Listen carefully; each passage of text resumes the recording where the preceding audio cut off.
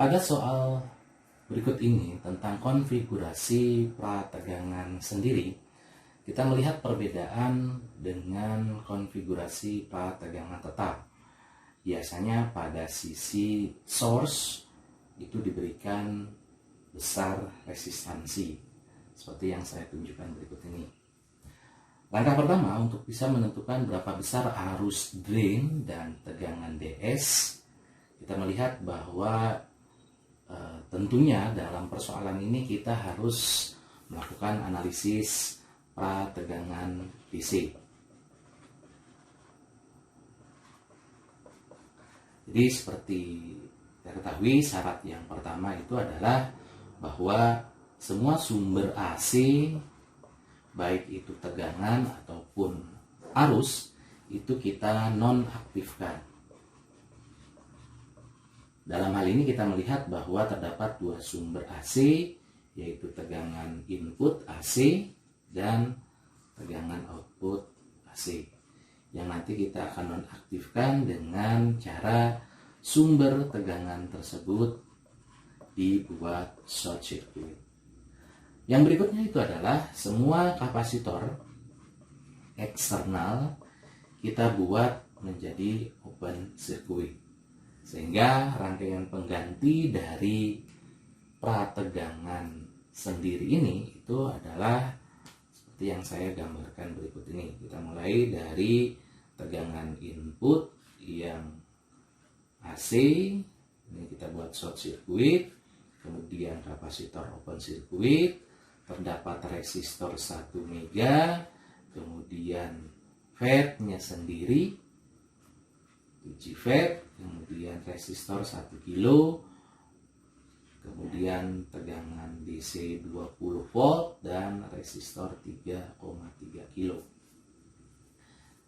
Dan ini open circuit, kemudian ini pun inputnya juga short circuit. Nah, berikutnya kita menentukan masing-masing terminal pada transistor FET tersebut. Pada sisi sebelah kiri saya tuliskan gate, yang di atas drain, yang di bawah adalah source. Nah, pada saat ini open circuit, maka syarat pertama di prategangan DC untuk FET itu adalah bahwa kita harus menuliskan bahwa arus gate-nya ini sama dengan 0. Sehingga kalau kita gambarkan arus gate tersebut, ini adalah arus gate sama dengan 0, maka tentunya drop tegangan yang jatuh di resistor 1 mega tersebut itu akan sama dengan 0. Kita gambarkan berikutnya lagi, ini adalah arus drain, ini ke bawah, ini adalah arus source.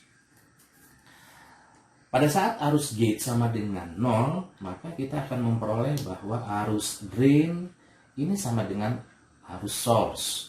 Sehingga kalau kita melakukan analisis pada sisi gate, kita mulai dari ground, kemudian melewati resistor 1 mega, kemudian lewat tegangan GS, dan melewati resistor 1 kilo.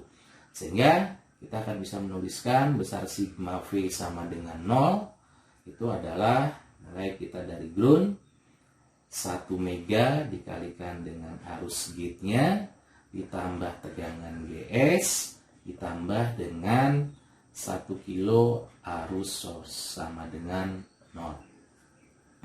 Karena arus gate sama dengan 0, maka drop tegangan yang jatuh di 1 mega juga sama dengan 0. Sehingga kita bisa memperoleh dari persamaan ini adalah besar nilai tegangan GS itu sama dengan min 1 kilo arus source.